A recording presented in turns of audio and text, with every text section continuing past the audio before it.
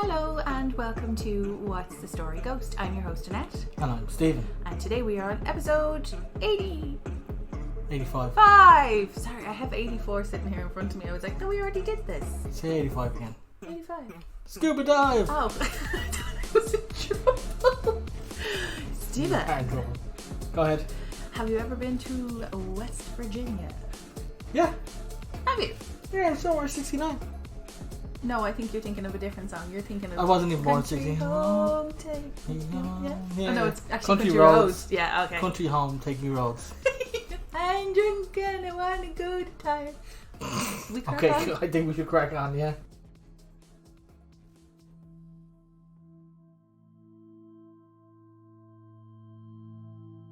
We've never covered a prison where I step back from the laptop and think, you know what? That wasn't so bad. So I didn't think West Virginia State Penitentiary would be much different.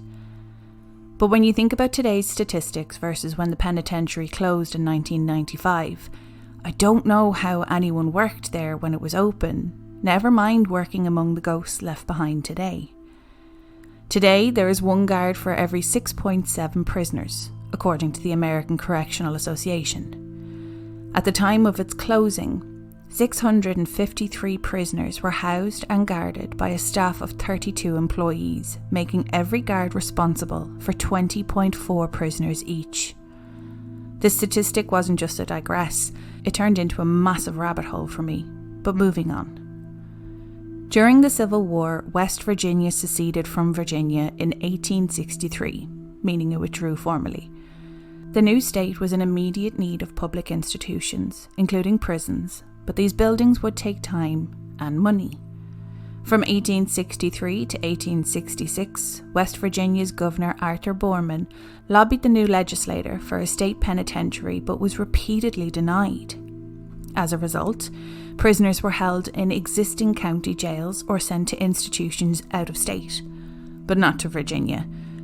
The situation may have been unfortunate, but they were still incensed about the separation and barred West Virginia from using their facilities.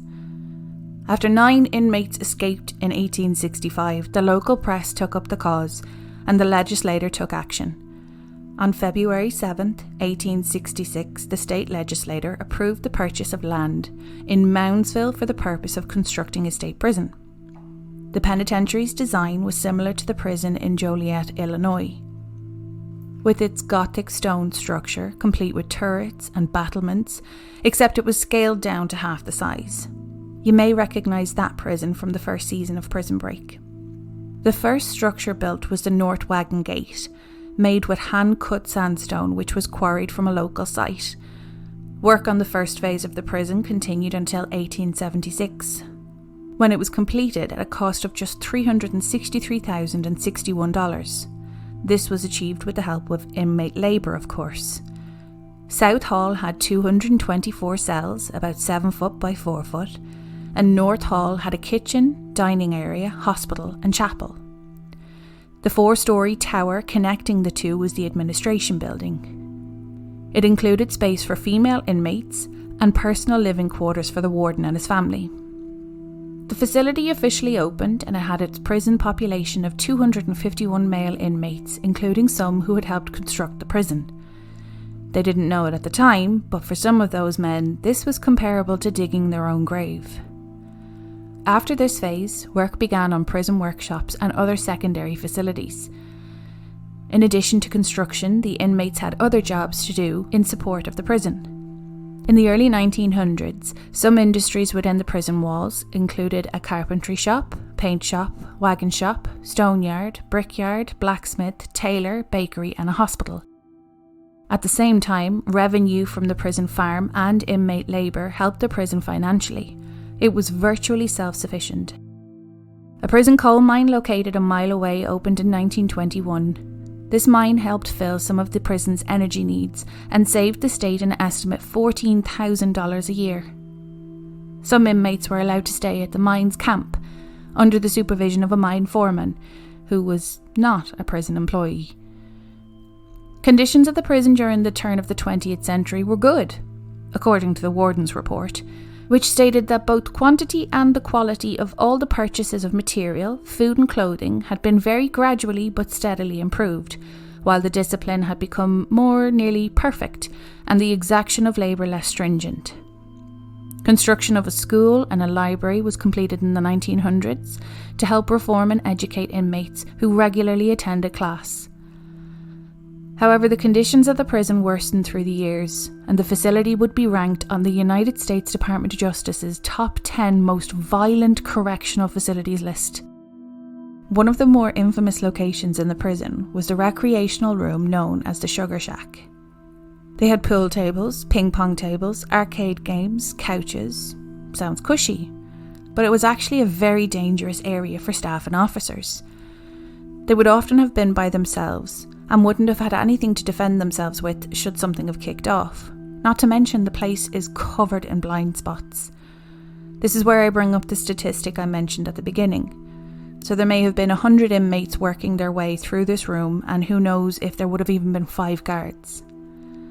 So a lot of the time, officers wouldn't really be monitoring the prisoners while they were in that room, which led to it being a place of gambling, fighting, and an awful lot of nasty under-the-radar type of activities, hence the room being nicknamed the Sugar Shack. Today, many who enter this space experience physical touch from unseen entities, though apparitions have been seen and unexplained sounds heard. In 1929, the state decided to double the size of the penitentiary because overcrowding was a problem. The 5x7 cells were too small to hold 3 prisoners at a time, but until the expansion, there was no other option. 2 prisoners would sleep in the bunks and a third sleeping on a mattress on the floor. The state used prison labour again and completed this phase of construction in 1959. The construction had been delayed by the steel shortage during World War II.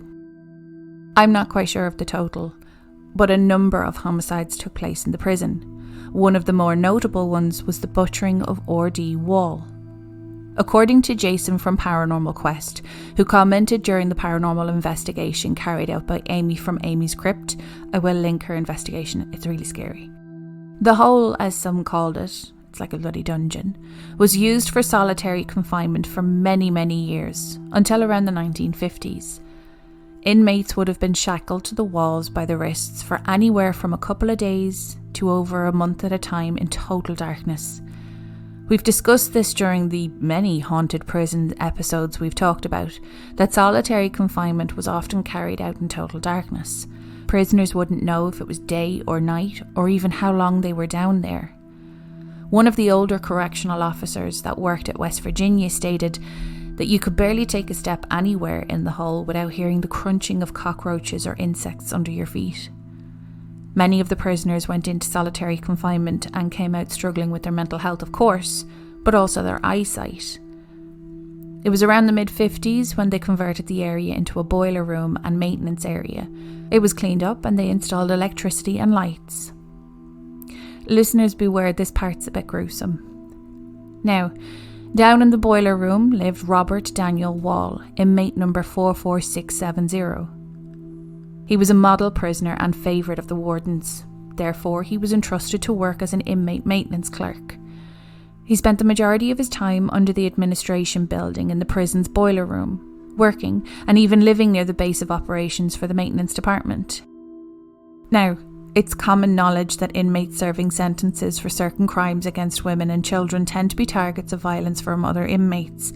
R.D. was serving a life sentence for a rape conviction, but the prisoners cared more about the fact that R.D. was allegedly a prison snitch.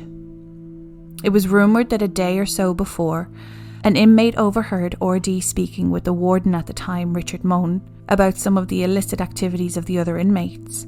After breakfast on the morning of the 8th of October, 1979, a group of inmates snuck downstairs armed with their homemade knives and attacked Wall. He managed to briefly break free from his attackers but died in the adjoining room. His attack was brutal. His fingertips were cut off and it's believed his throat was cut so badly he was nearly decapitated.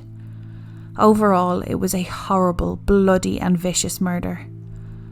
Although there are a lot of rumours and false information out there about R.D. Wall, we do know from the Associate Press newspaper article about the murder that this and another attack later in the day followed a prison-wide theft investigation. R.D. Wall is said to still roam the area trying to make contact with those who dare enter his basement home. Women who have visited the area where he was killed have said to have felt a hand stroking their hair or their cheek. Men generally feel contact on their arms or their side. Disembodied footsteps and voices have been heard, and a man in a khaki uniform believed to be Wall has been reported. And then there was William Red Schneider. Born in 1946, Red started his criminal career early in his 20s and escalated. He served time in many prisons, and when released, it didn't take long before he'd wind up back inside again. After being paroled from West Virginia Penitentiary, Red returned home. On finding out his 15-year-old sister was in love with the boy next door, Red saw red and told his father he wanted to kill the boy. We can only speculate that Red's father's response not to touch the boy caused what happened the following morning. But for whatever reason, Red got up that morning, walked into his father's room, stared down at his father sleeping, took out a gun and shot him dead. Unfortunately, that was only the beginning of the terrifying ordeal that would soon take another life. While Red's father lay cold in his bed, he walked to the Grog house. Frank Grog, the father of the house, was out with his wife at the time, but their 8 children, including Red's sister's boyfriend, were home, so Red took them all hostage. When Mr. and Mrs. Grog returned home, Frank jumped Red, and in trying to wrestle the gun from Red's hands, the gun discharged. That day, both the Schneider and the Grog's families lost their fathers. Red, of course, ran, but didn't get very far. I'm not quite sure where the cop was aiming, but Red was stopped abruptly by a bullet to the leg. And as I said, no sooner was he out, he was back in again, this time back to West Virginia Penitentiary. For a time while inside, he led the Aryan Brotherhood, the oldest white supremacist prison gang in the United States. But Red's involvement wasn't to be for control or because he was racist, but just to survive. Eventually he was considered a straight shooter among the inmates, with the common opinion of, you leave Red Schneider alone and he'll return the favour. There was a cam, albeit a tense cam, for about 20 years.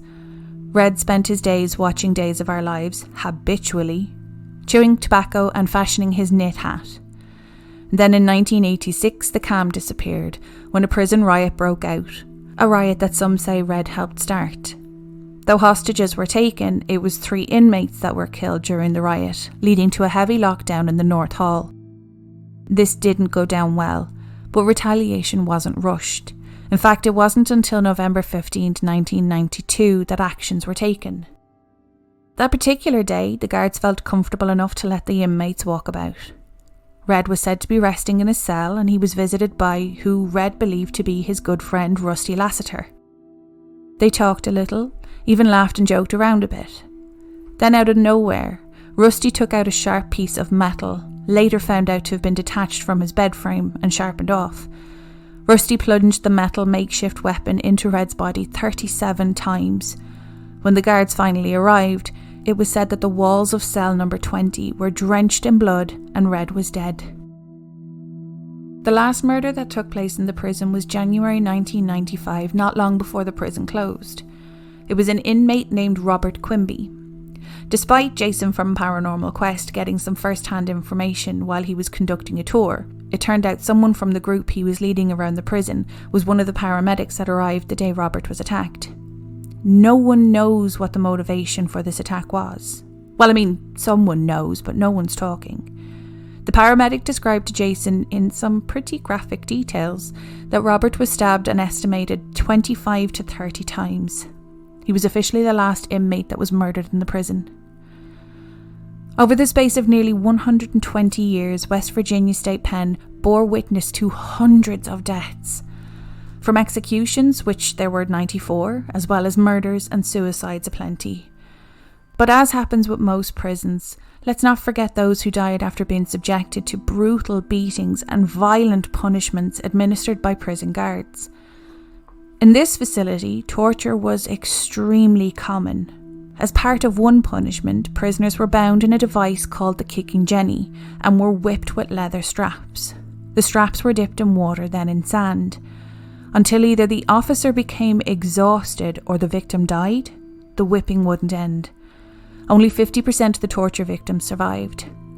A prisoner named John G. Roberts was whipped to the point where most of his skin and flesh were completely removed. He lies buried under the walls of the prison.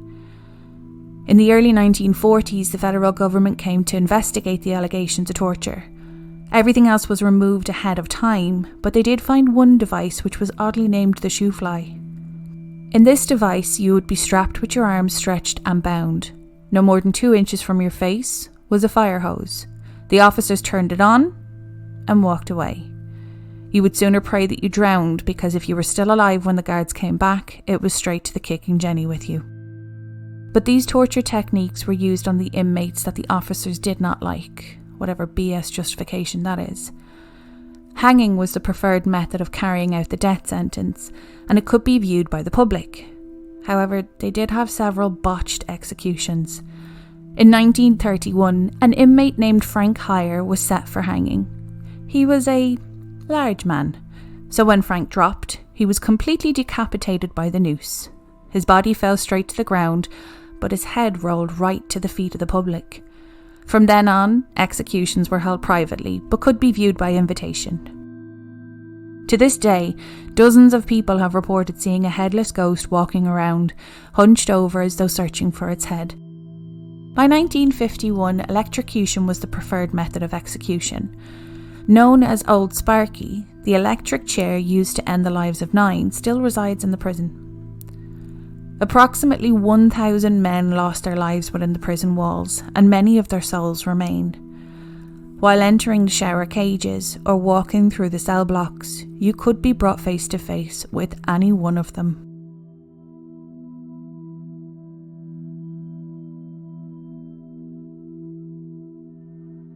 What do you think of that story? That was really good. Wasn't it? Yeah, there's lots in that, yeah.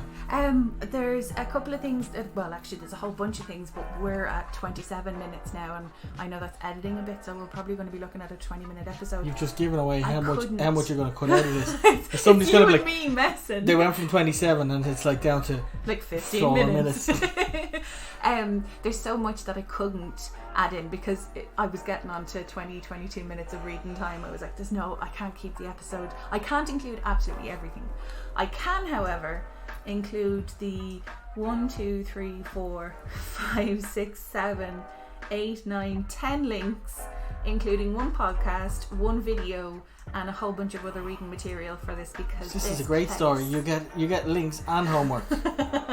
It's definitely worth reading up. There were 3 other points that I did want to point out, and I have a video, not a video, but I want to show you a piece of a video. So there's a corridor in this prison called either Shadow Man Hallway or Shadow Man Corridor. Do you remember the episode we covered on Rynham Hall? Yeah. With the ghost walking down the stairs. Yes. There are very few photographs that I see where I'm kind of like, yeah, that's legit. And you know, they've tried to debunk that photo and they've tried to debunk this one. So it's either Shadow Man Hallway or Shadow Man Corridor. But I wasn't able to get a photo of it anywhere. But in Amy's Crypt, in her episode where she covers this is the corridor and this is the Shadow Man. For the viewer or for the listeners at home, Annette has produced a photograph for me on the interweb. It's a still of the video. So again, like I said, guys, I will include the video because her investigation is pretty spooky, and she's not like some of the people that do ghost investigations can be quite over enthusiastic to the point where it's kind of a little cringy, whereas hers, aside from the fact that she has a lovely accent, her episodes are very factual. And if she, in this particular episode, she was like, what's that banging noise, oh my god, and then she edited the video to say, actually guys, we found out later on that this wasn't something banging, this was loose glass in a window pane that was making a knocking sound. So like, if something can be debunked, she'll debunk it herself. But this is the corridor, and basically one of the paranormal investigators was doing an investigation. She turned around, shone her light, and this little dude here is called the Shadow Man. Now, given everybody I named off to you there, I'm sure you probably have a couple of characters. That could be anybody. They've no idea who he is. He doesn't identify as like a really tall ghost where you could kind of go, okay, well there was only one prisoner. Literally the average size shape. Yeah, he could fit in. He's not like. And when I turned my head there for a minute, whatever way I looked in my glasses on, and it just distorted. I was like, oh my god, he moved. Yeah, but he did move. Nobody can.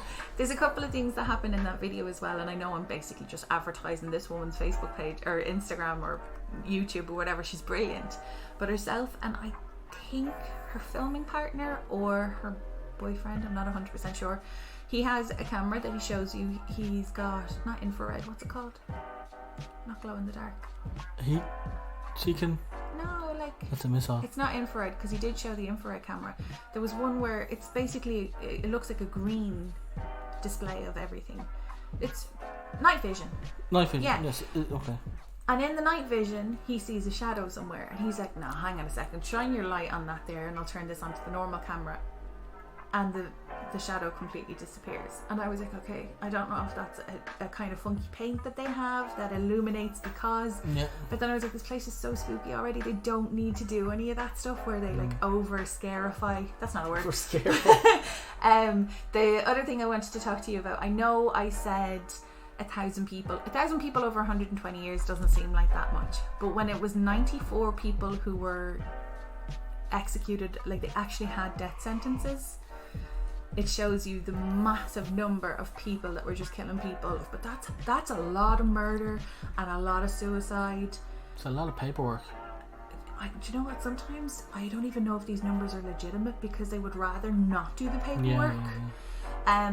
And then just another quick tip, because everybody mentioned it, but I didn't know where to put it because I didn't exactly do this chronologically. There's a couple of bits scattered. In 1983, convicted murderer Charles Manson requested to be transferred to this prison to be nearer to his family. His request was obviously denied. I just think it's so funny. Why would you want to go to a horrendous prison? Like there was a massive riot because of treatment and everything that the prisoners were going through, but the thought of guards doing some of those torture techniques and stuff like that on inmates that they just didn't like. Like if you weren't a snitch, what did you have to do to get on a guard's good side? Like it's kind of terrifying. Do you have characters for me? I have a couple of characters. Yay! R.D. Wall. Yes. Bad guy. They're all bad guys. Yeah. So Sam Rockwell. He's an actor. He played the character of Wild Bill Wharton in a film you may or may not have seen called The Green Mile. He was one of the really, like, there was prisoners in there that you had an affinity with. Obviously the main character. You do build that, yeah. But this particular guy was just like everybody wanted him to die. Oh. He was gonna die anyway. He was on the Green Mile. It's like. Is that Death Row? That's Death Row, okay. Yeah. Because it was I think there was the green paint for the length of the. You know, they paint the pathways in between the cells. So follow the yellow brick road kind of thing. Yeah, but not quite yellow. So yeah, that was him. He would suit that bad character. Like, okay. He played it really well in The Green Mile. Very good. Red, he looked like a bit of a gangster to me, so I went with a fella called Kim Coates, who plays Tig Traeger in Sons of Anarchy. Sorry, you said Traeger, and I went straight for... Trigger? Yeah. Isn't that only Phil's No. Traeger is actually the caretaker in Friends. He dances with Joey. Yes. Yeah. And I have one more, the Frank Hoyer, the fella whose head fell off. Yeah. And I have two in there, and they both play this really well, but I went a bit more comical effect. Okay, because Kevin James. Oh no! Why do you want to kill my I'm husband? not. It's for a play or a TV series. I mean, he's not my husband. Okay, then what about instead of him, Jack Black? No! Oh, they'd both be really good at that. And as a side bonus, this particular film will be produced by Kathy Bates. Because there were no female characters. Yeah. I didn't actually. I looked, but I know that I have to show you. If you're a female prisoner in this prison, please don't feel like I'm you're doing bad. You're so basically, I took one of these because I had really good pictures. This is what the place looked like. Okay. Oh yeah. So this is the front clerical place where you go in and you get processed, and then there's the warden's room kind of on board for himself and his family, and there was room for female inmates.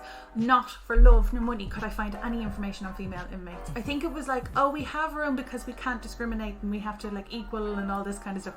But I couldn't find anything on any female inmates. But it's a very impressive looking building. I say impressive. The inside is kind of gone to the dogs. Chapel. Jesus. That is a stingy building. It kind of looks like a war bunker. Yeah. Administration building, sorry, that's what the big building in the middle is called. But like, it's, if anything, it's become a relic now. It's a historical piece. A metal box. There's not a window to be seen. No, and most of the rooms had this, and they had a second bunk. Sorry, I'm showing Stephen some pictures here on Only in Your State. So again, I put all these links up, but this has some really good pictures of the inside of it. The cells are tiny, Stephen. They're 7x4 or something like that. Go scroll down so I can get it. That's his bed. Like, I that's thought that your was bed right beside your loo, like. Yep. And your sink. Yeah. Well, that's a standard. A sink on top of a well, it's cistern safe, and it's safe. It's space saving. That's Old Sparky. I think Old Sparky tends to be the nickname for most electric chairs in prisons, but she's still in pretty good nick, considering she was only used like 9 times. So many links open here. But your listeners should definitely go and check out some of these links. Yeah, but some of the guys who actually took photos or went to the place, even in the middle of the day, they said, that's your man, Red. He's a real Popeye face about him. Even people who were on the ghost tours or doing ghost investigations took pictures. Just like, look at that. That's just a random picture because the place is dark. Good leading lines. It looks so ominous. That's the hospital wing. Again, I had to leave that out because I didn't have room for it. Okay. But it is a severely active place. Again, I will put all the links in the description and the show notes. I always do. But if you're going to read any of the stuff that I've put up adjacent to the program, look at these ones because they're just absolutely amazing. That's from Amy's Crypt. She obviously went to the prison. So she does stuff on her website and then she does stuff on YouTube. But the video, Stephen, I'll send it to you. You can watch it if you want, or you can just take my word for it that it's super scary. I'll take your word for it. But have you any other questions for me? I'll go there. It's a good episode though. Great episode, yeah. We finish up there. Say your words. So thank you so much for listening to today's episode. I will of course include the links in the show notes, and if you have any questions on this or any other episode, our socials are What's the Story Ghost on Instagram and What's the Story Ghost at gmail.com if you have any personal stories you would like to share. And those are all my words. Exit jingle. Exit jingle. I want to break free. Bye. I thought you were going to go with the other one that we didn't know the words to. Oh, that's probably why you didn't go to. What other one that I don't know the words to? Hotel California. No. The West Virginia. Oh, yeah. Country home? No, Country Road. Oh, maybe I am.